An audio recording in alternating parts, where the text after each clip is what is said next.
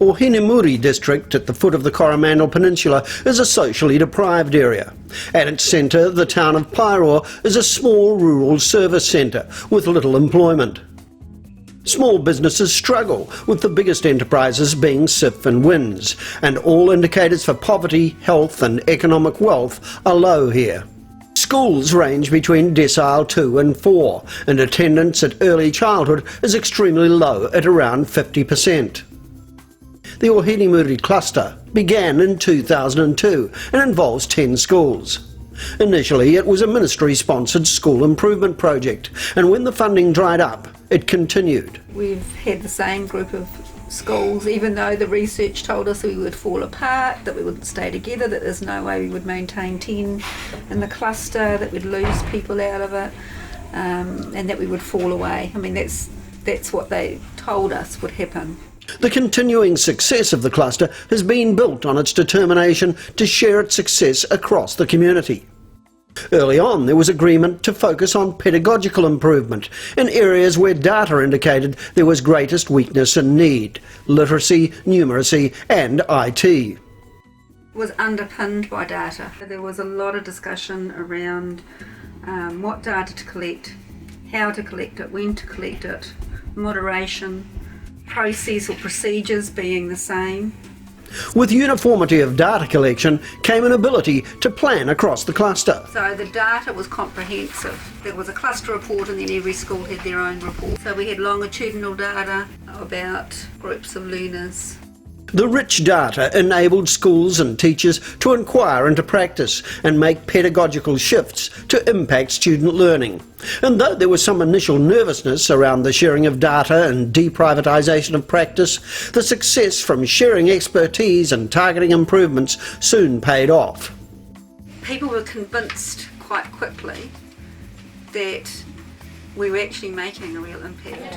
I can remember my staff, when they got their November data the first year that we did it, a lot of staff cried, and it was very, very moving. And they went from talking about themselves as decile 1 teachers who everybody dismisses as being inadequate, into teachers that were gaining in confidence and knew that what they were doing, had real meaning.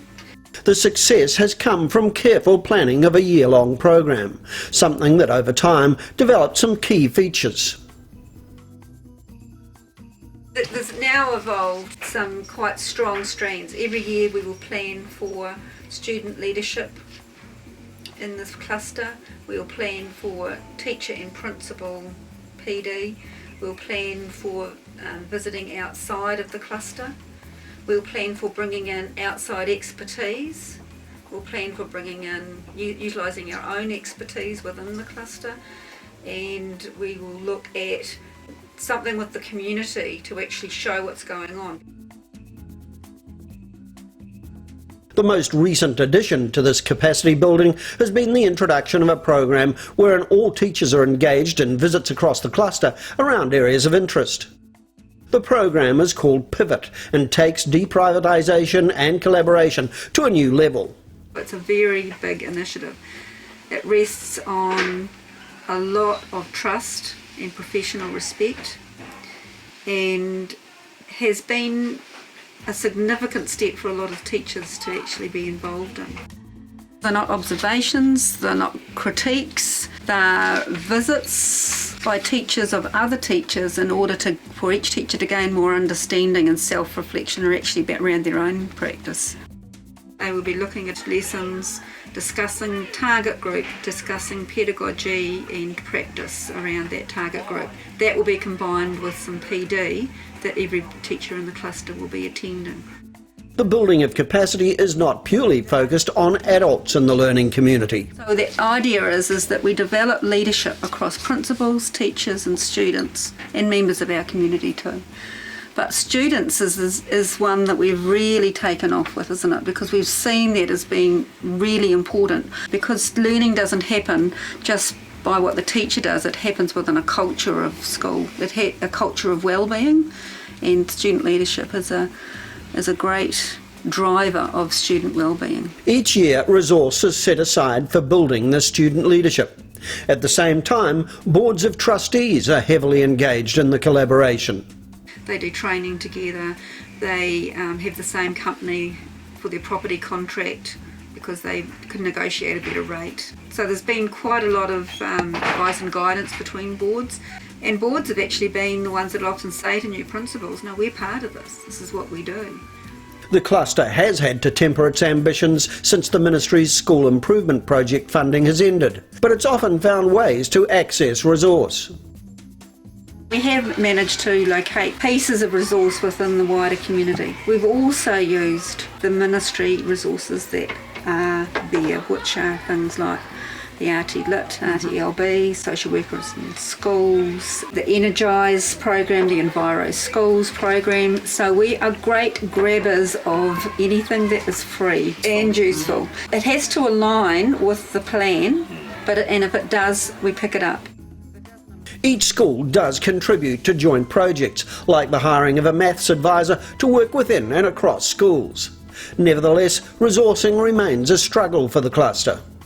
There's a lot of intents around where we know we need to work, and then we have to find resources to match, and sometimes there is no match. So we're compromised in some areas because we just can't do what we need to do.